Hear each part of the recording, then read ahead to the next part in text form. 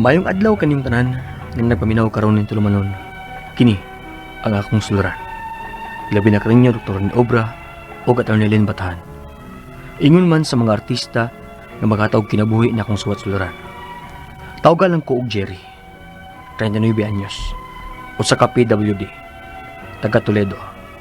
Punto emosyonal kini akong suluran. Kawahin kini sa akong kapuyo nga taguon na nako sa pangalan nga Jessica, nga ni kuya og laing lalaki.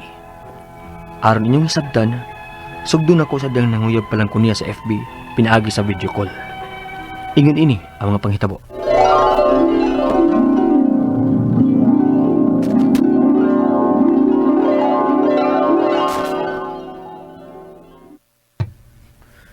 Sure ka, Jessica?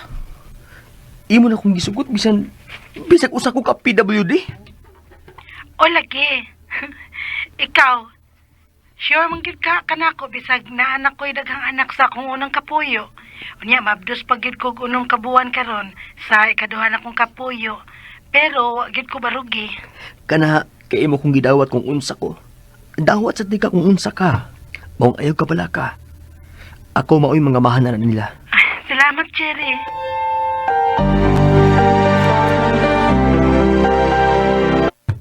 Jessica, pila naman yung takabuan. Unsa ka kung mag-ipon na lang ta. Okay naman ko, Jer. Pero ato lang tapuyo sa akong papa sa mambaling uban sa akong mga anak. Oh, sige, kung asa imong gusto, okay ra sa nako.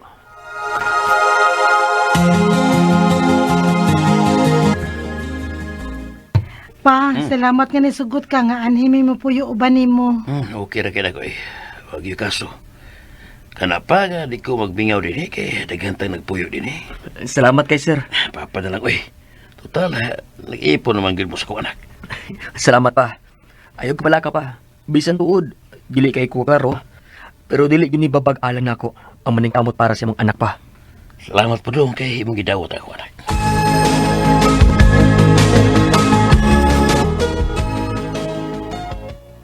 Mabdos na kasi tong anak, day. O, dong. Kanina tanang balita, oy. Nalipay kay ko, day. Kung mao, mas maning kamot pa jugog trabaho, day, para ninyo. Salamat, dong. Day, ikaw na'y bahala sa mga bata, ha. Mag-sideline sa kong pamasahiro og tasikad. Sige, dong. Amping. Salamat, day.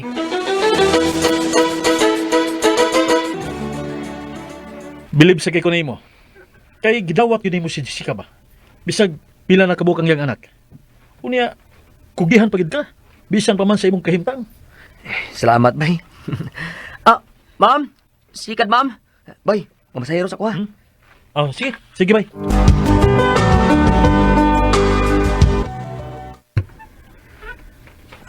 May nalang gani kay makatabang-tabang sakit ko sa pamasahiro og tasikad. Balag ginagbay pa sa kanunay. Mabita ko din sa tindahan, be. Ayo! Unsay dilatanaan niyo di ate? Naidaghan dong, sa may imo.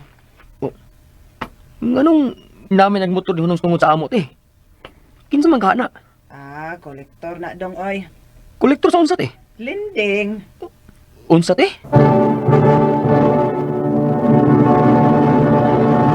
Baan kayo ko pagsulti sa mong silingan nga nakatigiyaw sa research store? Nga kolektor kong slending. Pero tinakong labuta, kaya wag siya magpahibaw na ko. Tuod man, dali-dali dayon kong niuli sa amo. Unya, nagpahibaw sa unta ka, uy nga, mangutang ka?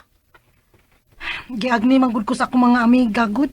Unya, unsa akong itong bayad na ron? Ay, bawa mangid ka, pila nakita na ako sa kong sahiro. Dong, ay lang ko kabala ka.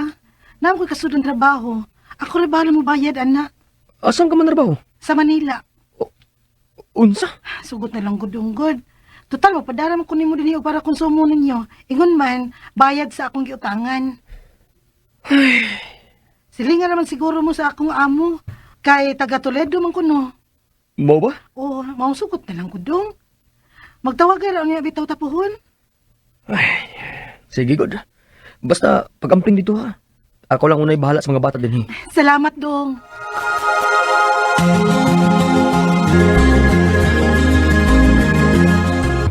Kumusta mo ka diha? Okay naman, dong. Bota naman kung amo din sa mini store. Ang mga bata, Nangatugod na day. Today dong. Ugma magpadako og 1,800 ha. Palihog lang kog data sa lending kun mo ana ang kolektor sa ato. Sige, day. Sige na dong oy, matuog na ko. Kay saya pa ko ugma. Sige, day. Good night. I love you. Love you to dong.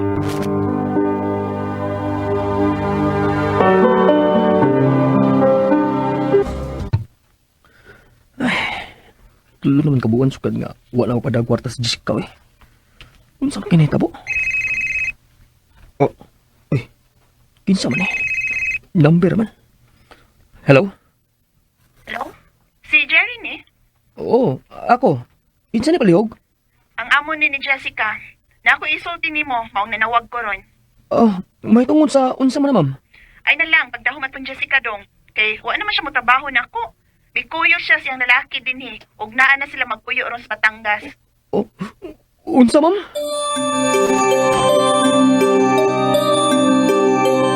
Yung gibuhat na ako, bay. Huwag ko kasabot kung nga nung iling gibuhat nga. Nagtarong mo ako niya. Huwag ako magbinuang niya, bay. Bay, Nga nung nakahako mo siyang tiyan na mo siya mga anak, bay. Wala si kaluoy. Bay, mas maayo pang maghikog na lang ko. unsa? Uy, bay. Ayaw ka na buhat, ha? Dili na ayaw na yung hunahunaan. Dili na mo isulbad si mong problema. Kung si Mako, doon dito ka may tabo mo. Unsaon naman lang ang imong anak. Ha? Gibiyaan na ganit siya siyang mama. Unya hasta ikaw mo biya po. Bay.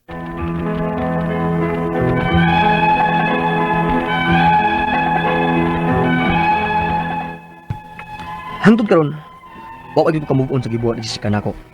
Pero naning kamot ko sa hinay nga malimtan ako siya. Kaya mara maghapon, ako mo iltansi. Siya, naglipay-lipay samtang ako magsakit og naghandom niya. Ang ako mga pangutana mao kining sunod. Unang pangutana, doon na po katungod nga mareklamo niya sa iyang gibuhat nako. Ikaduhang pangutana, pwede ba na akong idagop sa DSWD ang may tungod sa mga bata nga unong kabuok nga ilang giabandonar? Ikatulong pangutana, mahitungod sa iyang utang sa lending, pwede ba siyang makasuhan ato? Naamang iyang pirma. Ikaw pat o katapusang pangutana, isip amahan sa akong anak o gibiyaan pagid ko niya nga usa ka PWD. Unya, bagisod og pangitag pang nabuyan sa akong anak na usa pa lang ka tuig. Doon na ba ko'y katungod mo reklamo na dili mo mi kasado? Palihog, tabay kang bagi ko.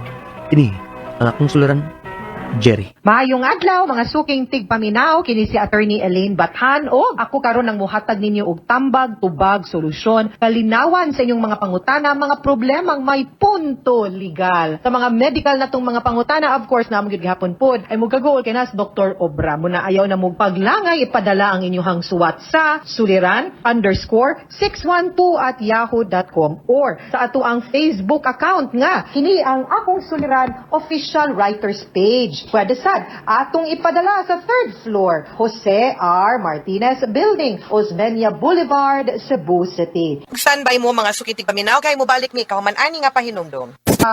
Kapuyo, gitago lang nato sa pangalan na si Jerica. Jessica. Kanong Jerica man? Uy, Jessica. Pero, kato Jessica, nagpuyo sila, unya ni Kuyog maglaing laki, no? Unya, muna ni mga panghitabo sa iyaha kay, wa manggid siya, na igo gyud ni Jerry in town sa gibuhat ni Jessica. You know, lahi manggudog igo ang laking babay. Kay, kana ganing murag sakit po yun na, no? I understand on the part of sa lalaki, nga ilisan ta, biyaan ta, no? Kay, paningkamot gid in town ni Jerry makamove on siya. Unya, sakto ka, no? Feeling niya kay alkansi kundi siya mag-move on. Tinuod ay nagipay-lipay bayi niya, ikaw gamugtok mo ni akong giingon ninyo nga ay lagi mo padala ng inyong problema, no? Una kay naghandom pa man in town siya na in love with maayo town ni Jerry. Pero well, atong tubago niya mga pangutana guys ha. Una, doon na ba ko'y katungod nga mareklamo niya sa iyang nabuhat nako? Hala, uy, kani siya, Jerry ba? Di man gud ni legal. Emotional man gud ni nga concern ba? Kaning naamang tay mga, kaning kita kung number 1, di mo minyo. Number 2, maski pag minyo, no? Kung ang gugma ning ambak nas bintana, wa na, di naman gud na natukod ipamugos. Sorry kaayo, Jerry, but I have to give you the reality ba? Ang kamatuuran. Nga angay po nimong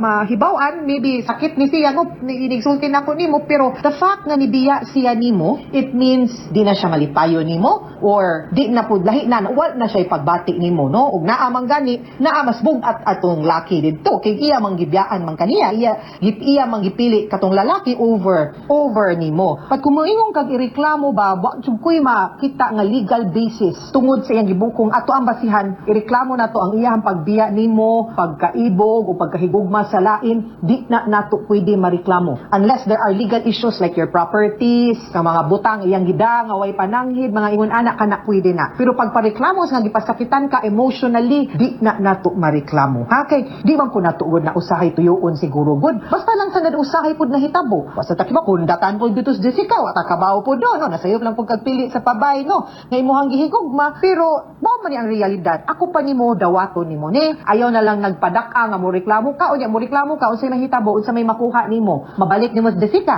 di man no so ayaw na lang ikaduhang pangutana pwede ba na akong idangop sa DSWD ang mahitungod sa mga bata nga unom ka buok nga iya lang giabandonar okay now kani dili ni nato madangop nimo for DSWD sa pag-abandon because both of you have parental obligations no namo may obligasyon o responsibilidad sa bata pero again Jerry kung ang imuhang tumong is ipabalik nimo siya siyang pag-aban niya dili na sila i-abandon mo balik siya nimo di gihapon na mahitabo ako ka reading kay ko nimo dong ang imuhan nangita kag paaging mabalik siya nimo pero aning paagiha di mabalik si Jessica nimo musulti lang pug ko nimo pwede nimo nga imo silang i-abandon ang purpose nimo ana is para muhatag siyang suporta ug muila siya sa iyang responsibilidad isip ginikanan. Pero nung ka Jerry nga makibalik siya nimo nga dili na maabandonar ang mga bata ay gamitang mga bata dong ha. Ikatulong pangutana mahitungod sa iyang utang sa lending. Pwede ba siyang makasuhan ato? Naamang gud iyang pirma o pwede kayo. Naaman to siya utang kung ni guarantee siya or ning co-maker siya or siya gid ang principal in all those three instances ug di mabayaran ang utang, pwede gid siyang sukton, pwede siyang singlon di mo bayad, pwede siyang makiha, no? For sum of money. Kasong sibil na, unless yung issue cheque, ning bounce, aw ka na, pwedeng makihag bouncing checks or estafa. BP22 or estafa, okay? Ikaupat, ug katapusang pangutana, isip amahan sa akong anak, o gibiyaan pud ko niya, nga usa ka PWD. Unya, maglisod og pangitag, panginabuhian sa akong anak, nga usa pa lang katuig, doon na ba ko'y katungod mo reklamo, nga di man mi kasado.